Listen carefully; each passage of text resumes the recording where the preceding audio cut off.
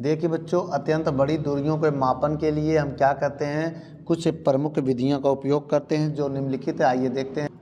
जैसे बेटा बहुत बड़ी दूरी, बहुत, मेरी बात समझिएगा, बड़ी दूरियां। अब बहुत बड़ी दूरियों में क्या होता है, जैसे जैसे अब जैसे में क्या, पर्वत की ऊंचाई हो गई आपका, पर्वत की ऊंचाई हो गई, मेरी बात समझिएगा। और चंद्रमा और पृथ्वी की दूरी हो गई, चंद्रमा और पृथ्वी के बीच की दूरी, ये हो गई। अब देखो बेटा, इनको ज्ञात करने के लिए हम किसका भी, देखिए दूरी हो गई ना, आदि को माधुरी, आदि का मापन करने के लिए, मापन करने के लिए प्रमुख विधियाँ, देखो निम्नलिखित विधियों का प्रयोग करते हैं। निम्न विधियों का प्रयोग करते हैं, विधियों का प्रयोग करते हैं। आइए देखते हैं। चलिए बेटा, अब इसके बाद जो हेडिंग हमारा है, A for Apple, A number. अब यह विधि कैसी है, चंद्रमा के व्यास की गणना ये करते हैं, किसके, चंद्रमा के व्यास की गणना। ठीक बेटा, अब इसको कैसे करेंगे, अब आइए देखते हैं। चलिए बच्चों, मान लिए जो बिंदु P है, ये हम प्रेक्षक बिंदु कहेंगे। क्या कहेंगे इसे, प्रेक्षक बिंदु। ये कहाँ पर है, ये पृथ्वी पर है। कहाँ पर है, पृथ्वी पर है। ठीक है, पृथ्वी पर है। अब दूरबीन की सहायता से आप देख रहे हो, ये कितने का एंगल बन गया है, ये थीटा का कोण बन गया है। समझ रहे हो ना। देखिए बेटा, अब माना पृथ्वी तल पर प्रेक्षक बिंदु P है। यदि चंद्रमा को दूरदर्शी द्वारा देखा जाता है, ये दूरदर्शी है, दूरदर्शी द्वारा देखा जाए तो दूरदर्शी में चंद्रमा का पृथ्वी में एक वृत्त के रूप में बनेगा। किसके रूप में बनेगा, वृत्त के रूप में बनेगा।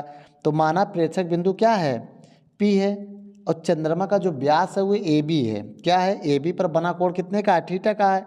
तो आप यहाँ थोड़ा सा लिख सकते हैं,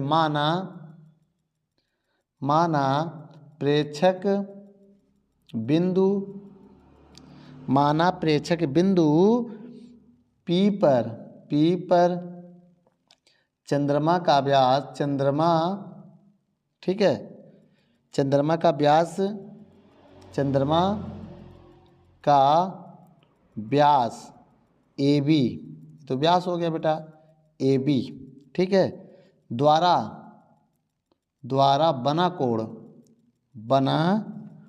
कोण थीटा है, बना कोण थीटा है, थीटा का कोण बन गया है।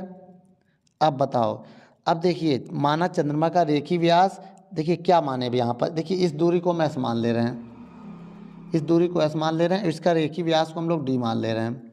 क्या मान ले रहे हैं, D मान ले रहे हैं। ठीक है, अब देखिए बेटा मेरी बात समझिएगा, अगर हम इसको D मान लें तो AB मेरा किसके बराबर हो जाएगा, अगर ये S है तो AB मेरा S होगा। तो मेरे कहने का यह मतलब है, अब मेरा AB किसके बराबर हो गया, D के बराबर हो गया। ये क्या है, चंद्रमा का व्यास हो गया। और जो मेरा PA और PB है, ये मेरा S हो जाएगा।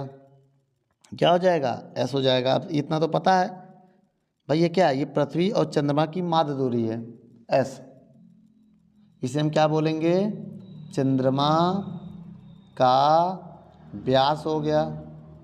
ये क्या है, पृथ्वी और चंद्रमा, सर ठीक बेटा, पृथ्वी और चंद्रमा की माध्य दूरी, पृथ्वी और चंद्रमा की माध्य दूरी है। अब हम कैसे कैलकुलेट करेंगे बच्चों, आइए देखते हैं। कैलकुलेट करने के लिए हम आपको एक फार्मूला बनाते हैं, सूत्र। कोण बराबर क्या होता है, कोण बराबर होता है चाप बटे त्रिज्या, चाप बटे त्रिज्या होता है ना।